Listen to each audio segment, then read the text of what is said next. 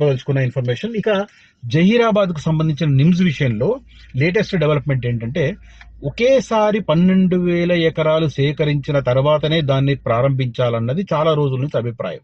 కానీ భూసేకరణ అంత వేగంగా జరగడం లేదు కాబట్టి దాన్ని 3 దశల్లో చేయాలని చెప్పి ఒక 15-20 డేస్ బ్యాక్ అనౌన్స్మెంట్ అయ్యింది. దాంట్లో భాగంగా ఆల్రెడీ 3,200 ఎకరాలు సేకరించారు కాబట్టి ముందు దాంట్లో ఫస్ట్ ఫేజ్ ని టేకప్ చేయాలని చెప్పి డెసిషన్ తీసుకున్నారు. నేను దాని మీద వీడియో చేశాను ఒక 15 డేస్ బ్యాక్.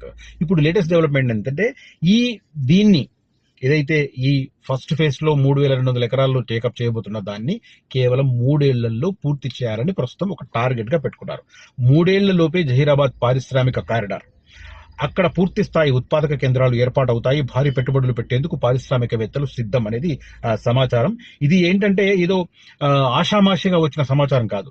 జాతీయ national industrial corridor development organisation ఉంది. దాని చైర్మన్ రజత్ సైని దీనికి సంబంధించిన డిసిజన్ తీసుకుని అనౌన్స్ చేశారు. ఆ సమాచారంతో నేను ఈ ఇన్ఫర్మేషన్ ఇస్తున్నాను.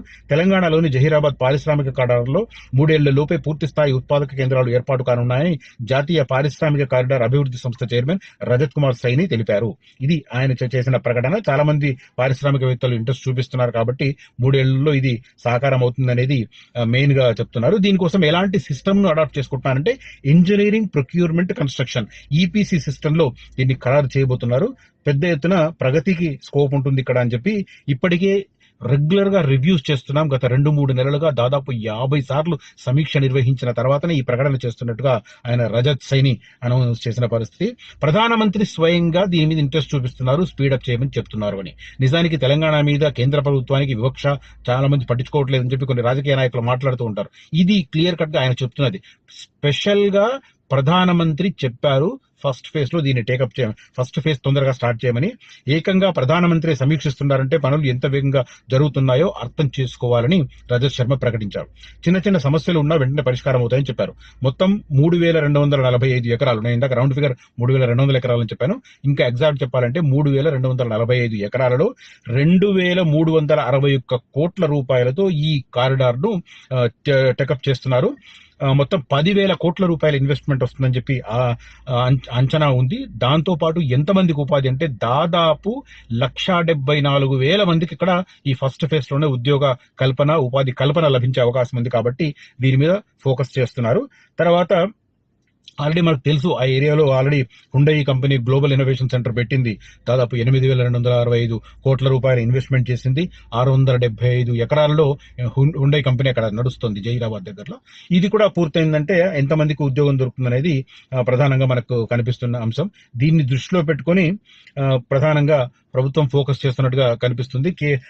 కేంద్ర ప్రభుత్వం అనౌన్స్ చేసింది కాబట్టి కేంద్ర ప్రభుత్వమే ఎక్కువ ఇంట్రెస్ట్ చూపిస్తుంది. ప్రధానమంత్రి స్వయంగా రెగ్యులర్ గా సమీక్షలు నిర్వహించి అప్డేట్స్ తీసుకుంటున్నారు కాబట్టి అధికారులు కూడా అదే రకంగా ఇప్పుడు ఎవరైనా వెనక ఒకరు పడుతున్నారు అంటే ఖచ్చితంగా రెగ్యులర్ అప్డేట్స్ ఇవ్వాల్సి వస్తుంది. ఎవరు అడగట్లేదు, లైట్ తీసుకుంటారు. వాళ్ళు కూడా లెథార్జీ ఉంటుంది కాబట్టి వాళ్ళు కూడా కంటిన్యూ లైట్ తీసుకుంటారు.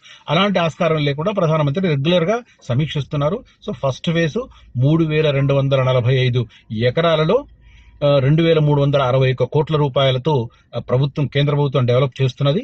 దాంట్లో 10,000 కోట్ల రూపాయల ఇన్వెస్ట్మెంట్ రావడం, ఏకంగా 174,000 మందికి ఉద్యోగాలు దొరకనే అవకాశం కనిపిస్తుంది. సో దీనికి సంబంధించిన కార్యాచరణ శరవేగంగా సాగుతుంది. ఫస్ట్ ఫేజ్ అవుతుంది కాబట్టి జహీరాబాద్ నిమ్స్ బేస్డ్ గా ఎవరైనా రియల్ ఎస్టేట్ చేస్తుంటే మాత్రం ఖచ్చితంగా ఇది వారికి శుభ పరిణామంగా చెప్పవచ్చు. అటువైపే ఇన్వెస్ట్ చేయాలని ఎవరైనా అనుకుంటే మాత్రం బిట్వీన్ సదాశివపేట అండ్ జహీరాబాద్ మధ్యలో ఎంపిక చేసుకుంటే ఇప్పుడు ఇంకా రేట్లు కొద్దిగా అందుబాటులో ఉన్నాయి. అప్ టు సదాశివపేట బాగా పెరిగాయి మనకు, కానీ సదాశివపేట తర్వాత జహీరాబాద్ మధ్య ఎవరైనా ఇన్వెస్ట్ చేస్తే మాత్రం అక్కడ భారీ ఎత్తున రాబోతున్న ఉద్యోగులకు ఒక సౌకర్యార్థం ఆ వెంచర్లు ఉపయోగపడే అవకాశం ఉంది కాబట్టి మీకు కూడా ల్యాండ్ వాల్యూ పెరిగే అవకాశం ఉంటుంది. అటువైపు మాత్రమే ఇన్వెస్ట్ అనుకున్న వాళ్ళు మాత్రం అక్కడ ఎంపిక చేసుకోవచ్చు బిట్వీన్ సదాశివపేట టు జహీరాబాద్ మధ్యలో. ఇది ఫస్ట్ ఫేజ్ 3 ఏళ్లలో పూర్తవుతుంది కాబట్టి ఖచ్చితంగా 3 అన్న దగ్గర ఒక ఏడాది పెరిగినా కూడా 4 ఏళ్లలో అక్కడ మీకు ఇప్పుడు ఇన్వెస్ట్ చేసిన వారికి రెట్టింపు లాభాలు వచ్చే అవకాశం స్పష్టంగా కనిపిస్తుంది. ఎవరైనా ఆసక్తి ఉన్న వాళ్ళు మాత్రం అక్కడ ఇన్వెస్ట్ చేసుకోవచ్చు. బట్ నాకైతే ఆ రూట్లో ఏం లేవు వెంచర్లు, ఫ్రాంక్గా చెప్తున్నాను. ఇది జస్ట్ మీకు సమాచారం ఇచ్చే ఉద్దేశంతోనే చెప్తున్నాను. నా ఇన్వెస్ట్మెంట్ నాదంతా